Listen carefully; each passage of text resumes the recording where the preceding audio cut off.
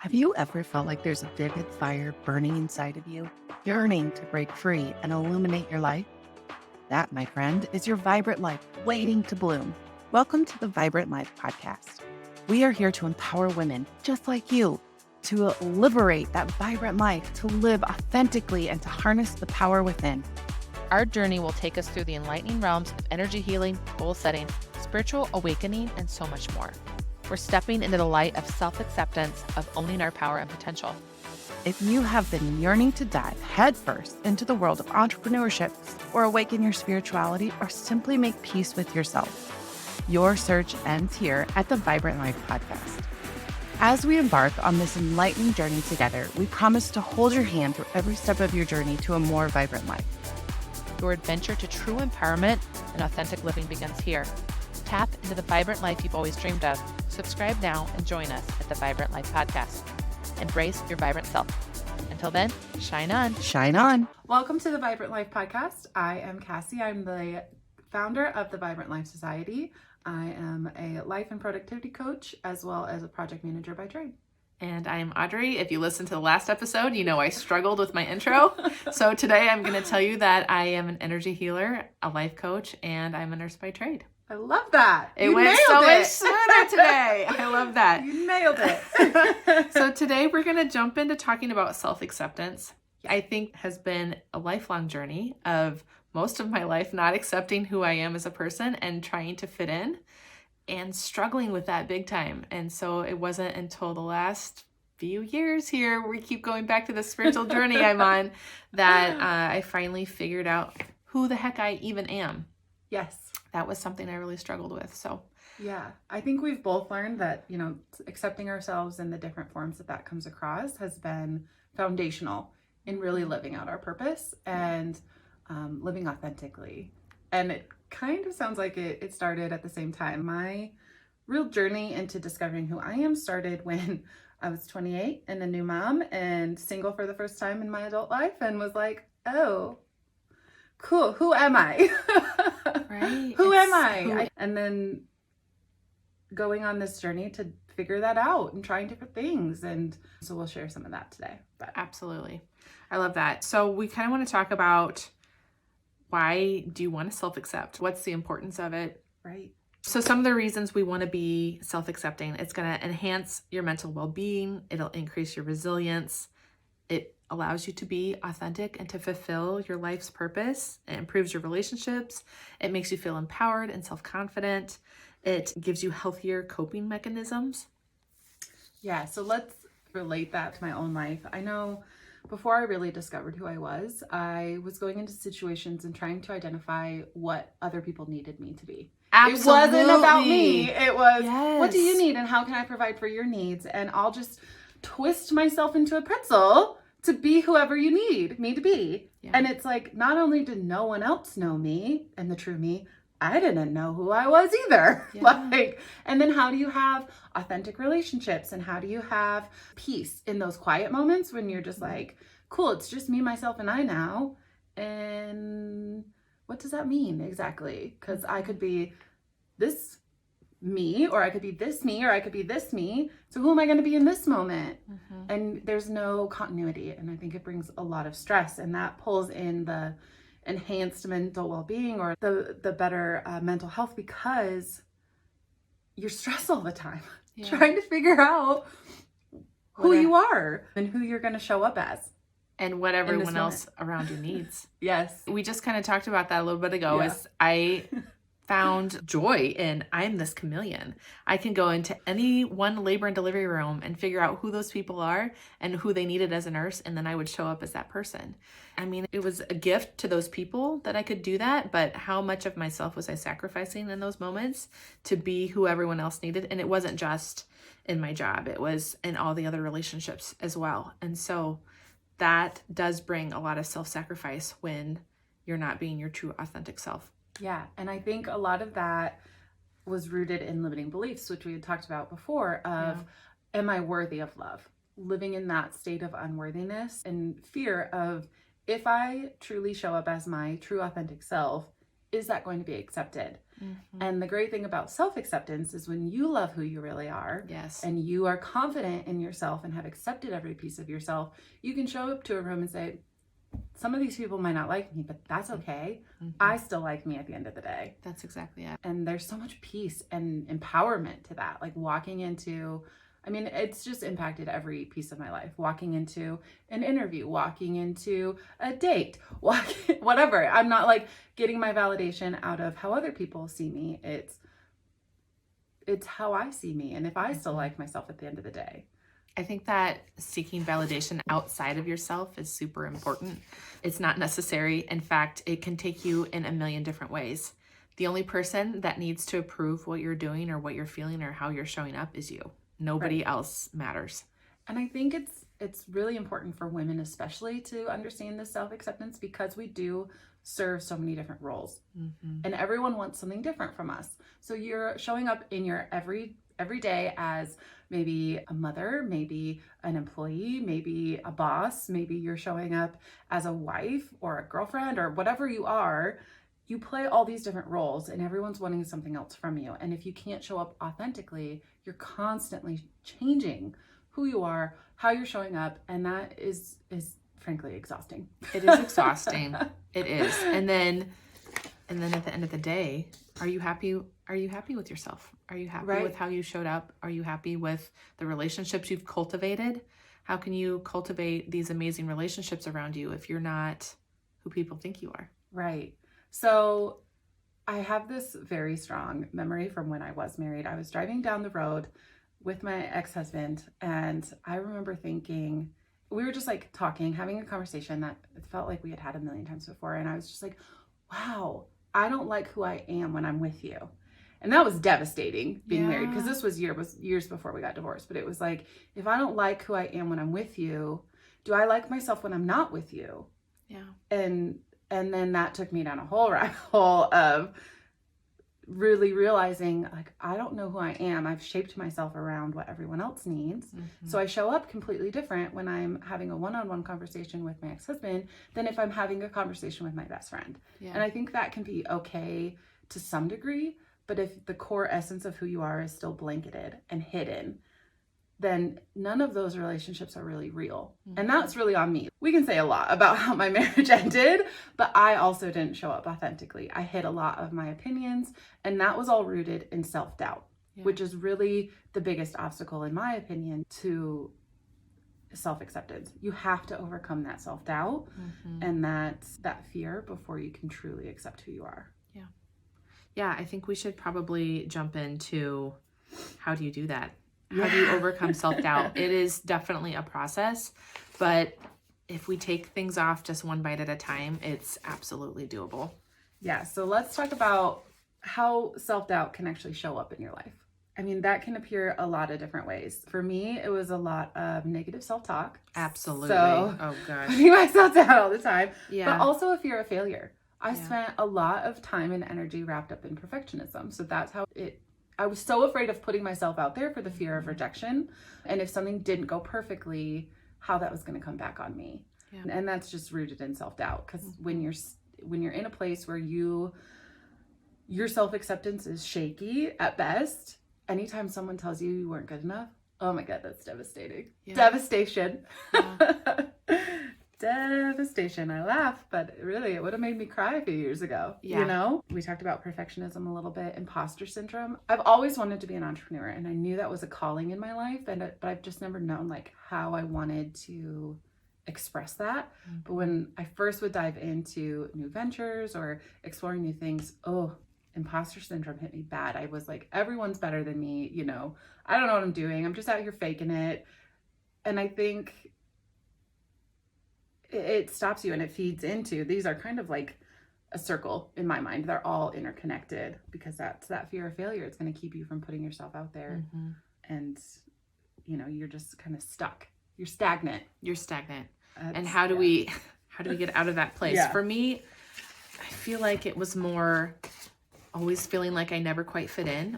I can go all the way back to elementary school and feeling like I was an outcast, that I I didn't have any friends. I just kind of floated around and was just kind of that one girl that never really connected with anybody. I just never felt at home. I kind of did that all the way through. I found, I had some great friends here and there. Yeah.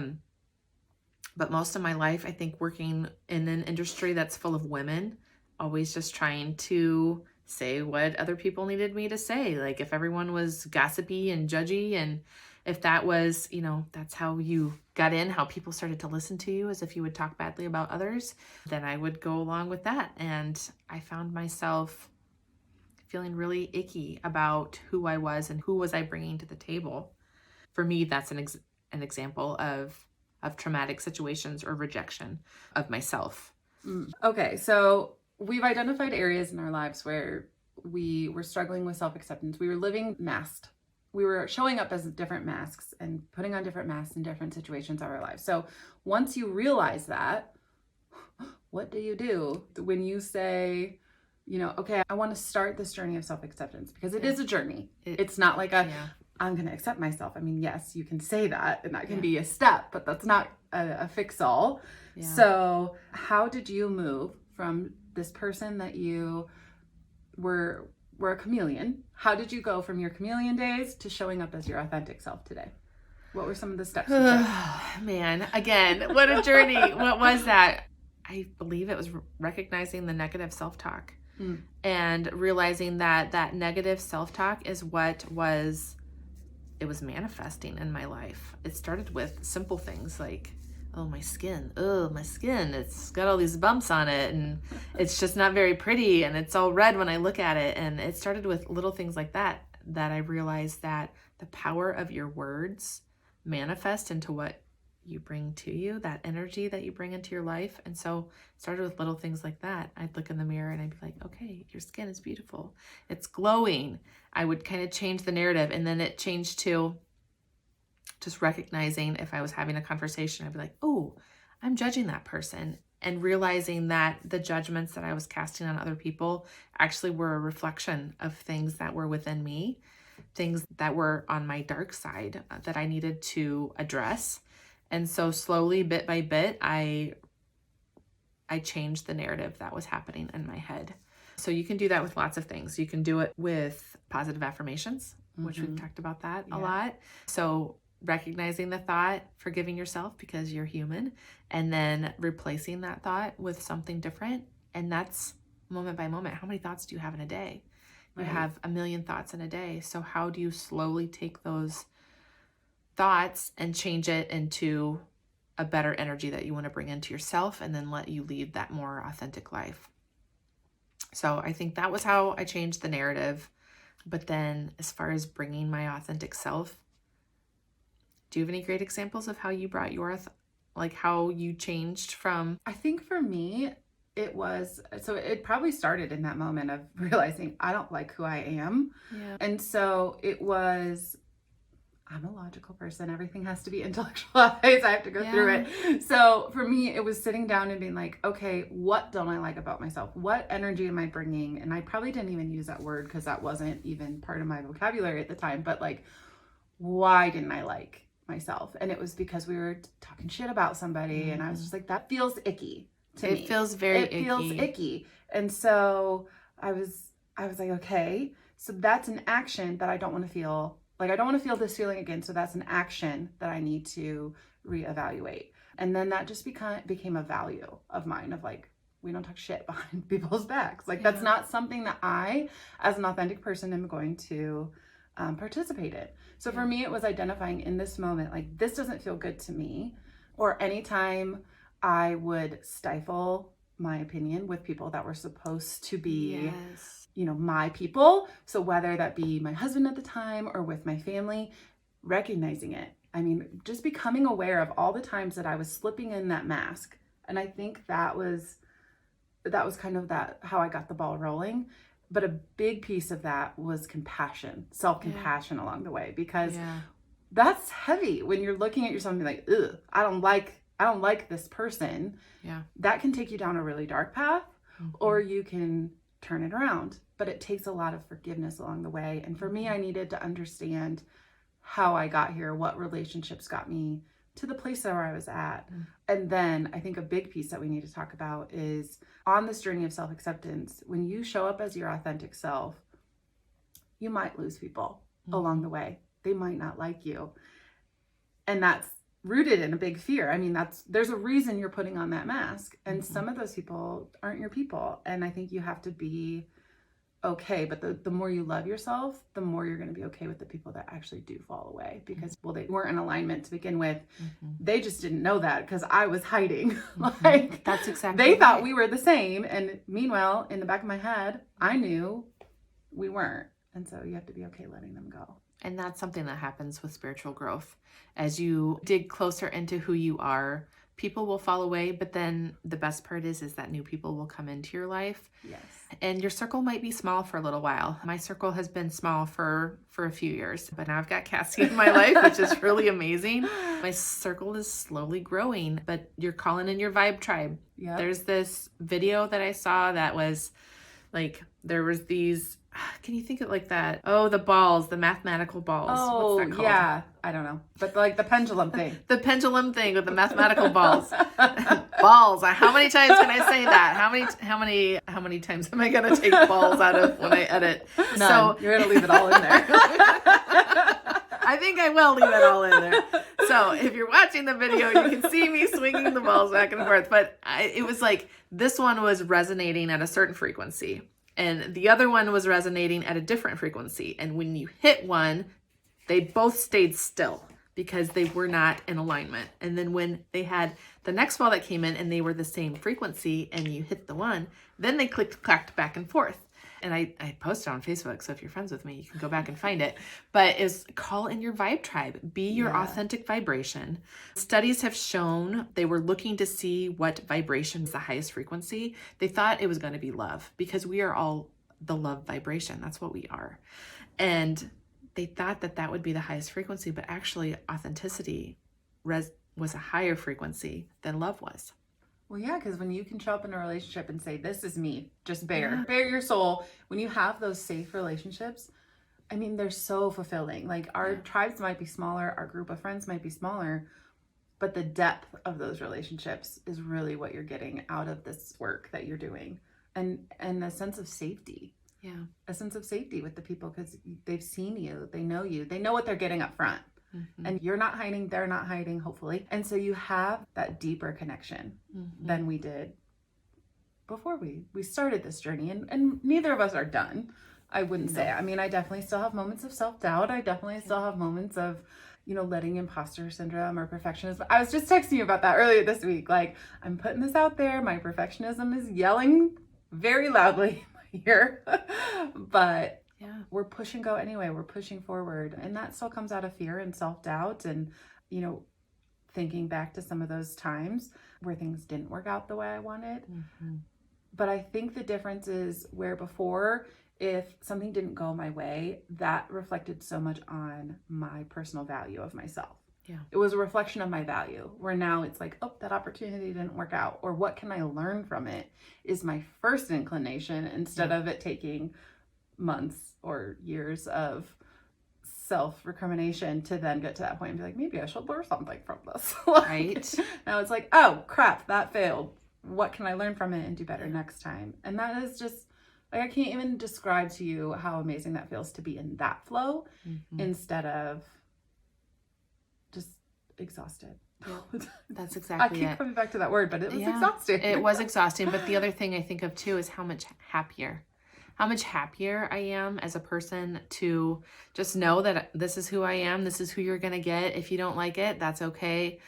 But I wake up in the morning and I feel content with who I am. And at the end of the day, kind of the same thing. I go to bed feeling good about who I've interacted with and how I've brought myself to the table. And then I'm just happier. I'm not happy every day. I give myself grace, because some days are just like, some days are rough. Yeah. And you can recognize that. Yeah. And you're going to have bad days. But I think overall, the amount of joy in my life while living as my authentic self it's amazing. It just is. Yeah. So let's recap how we got here. So for me, it was moments of self-reflection many, many times throughout the day. Any interaction, it became walking through that or reflecting on it and saying, how did that interaction make me feel? And then how can I change that if I didn't like the feeling, or how can I get more of that if I did? So how did I show up differently, or how do I need to show up differently next time? And that's not in a how did that person need me to show up differently, because that's different. That was the question I was probably asking before. What do I need to do next time to make that person like me more? Subconsciously was probably what I was asking. And I was so afraid of not being liked, of not being the it girl or whatever, you know. It was like, I was so afraid of that. But moving into, what do I want? How do I want to show up in the world? How do I want to feel throughout this journey on earth? And so for me, that was my concrete action step that I would advise you all to do. What was yours? Which you could do by journaling. You could journal. We'll throw that out again. In fact, maybe we need to do a journaling prompt to add into this. We can put that in the show notes for sure. For just helping to identify. And it could be something you do every once in a while. Any of these things we're offering don't have to be, you don't jump into it right away, right? It's a process. So it might just start by noticing a couple of thoughts that you have throughout the day. And you might identify, I don't like where that thought took me, or how I felt after I thought that about this person, or it could be any of that. So just identifying it in any way. And I think just being aware of it is, my sister used to say, you have to name it to tame it. So you have to be aware of it. Yeah. You have to know that it's a thing. Otherwise it will never get addressed. Yep. And if being aware of these patterns in your life is all you do right now, that's still 90% of 90% better than you did yesterday. Yeah, that's exactly. You don't know until you know, right? Right. You can't do better until you know better. Right. I don't know how many times I'll say that on this. It'll probably be a lot. I can envision that's something that I say a lot. Yeah. So I think identifying it and replacing it with your new narrative. What do you want that new narrative to be? And again, going back to those positive affirmations. Yeah. So writing things down where you can see them. You can have a little piece inside your car when you pop in that says whatever you need it to say. We just encourage you all to just be yourself. Right. Bring your authentic self to your interactions and watch how your life changes. It's going to be incredible. Yeah. It's going to be awesome. And come join us. Yeah, at the Vibrant Life Podcast and the Vibrant Life Society. That's right. Thank you for tuning into the Vibrant Life Podcast. We hope today's episode has energized and inspired you to live your best life. If you enjoyed what you heard, be sure to subscribe to our podcast on your favorite platform so as to never miss an episode. And please take a moment to leave us a review. Your feedback fuels our mission to bring you more valuable content. Remember, your journey to vibrant life is ongoing. Stay connected with us on social media at Vibrant Life Society for daily tips, motivation, and community support. As we wrap up today's conversation, we encourage you to embrace each moment, pursue your passions, and prioritize your well-being. Together, let's create a life that radiates with energy and purpose. Until next time, live vibrantly. See you in our next episode.